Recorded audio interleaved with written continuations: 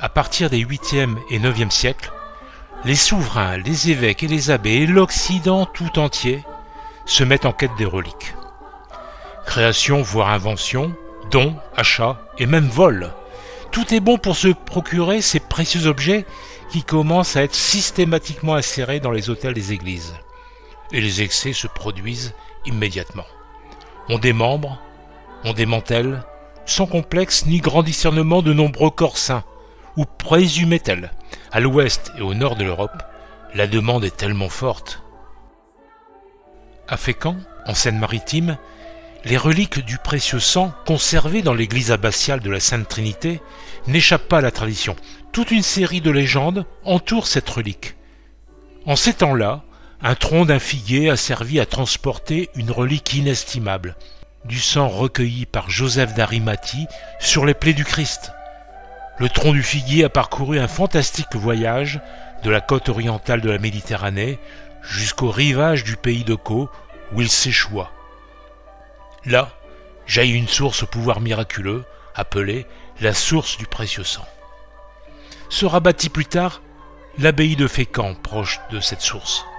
Cette abbaye, détruite par les Normands au IXe siècle, un nouvel édifice fut reconstruit sur les ruines. Pendant la préparation de la dédicace, un homme inconnu, majestueux, à la barbe et à la chevelure blanche, entra dans l'église et déposa un couteau sur l'autel. Puis il s'en alla et, près du seuil de l'église, monta sur une pierre qui conserva l'empreinte de son pied et s'éleva dans les airs. Une phrase était gravée sur le couteau, « In honore sanctissimae and individuo trinitatis ». Autre part, autre légende, en 986, le vin de l'Eucharistie se transforma en sang lors d'une messe dite par un prêtre nommé Isaac dans l'église de Saint-Maclou-la-Brière, un village situé à une douzaine de kilomètres de Fécamp. Au moment de la communion, il s'aperçut que la véritable chair et le véritable sang du Christ se trouvaient dans la patène et le calice. Le miracle fut constaté par de nombreux témoins, et les vases sacrés de l'église rejoignirent Fécamp. La patène et le calice furent placés sous le maître-autel de l'église abbatiale, avec le couteau jadis apporté par l'ange. Par tradition orale, la relique du sang du Christ, emmurée derrière une colonne de l'église abbatiale, était connue pour guérir les malades et les infirmes. Les pèlerins se pressaient pour se rendre sur ce lieu.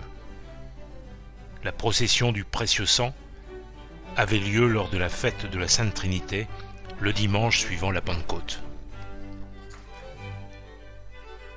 Aujourd'hui, les reliques sont toujours conservées dans des ampoules, mises dans un reliquaire en cuivre, fabriqué au XIXe siècle, lui-même enfermé dans un tabernacle Renaissance en marbre du début du XVIe siècle.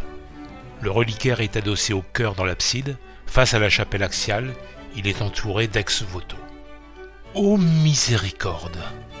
L'église abbatiale de la Sainte Trinité de Fécamp a été cambriolée dans la nuit du mercredi 1er au jeudi 2 juin 2022.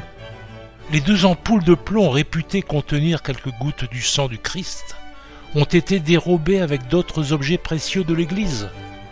L'enquête est ouverte et ô miracle! Vers le 12 juillet, un détective d'art hollandais a entendu sonner à sa porte et lorsqu'il a ouvert, il n'y avait personne, mais un colis se trouvait à ses pieds, dans une boîte en carton. Ce carton contenait la relique, apparemment intacte, et les objets religieux subtilisés. Des experts doivent toutefois authentifier la relique, à défaut du sang du Christ. Le commerce illicite de reliques s'est accru depuis quelques années. Mais la relique de Fécamp est à la fois la plus ancienne et d'une origine plus lointaine encore.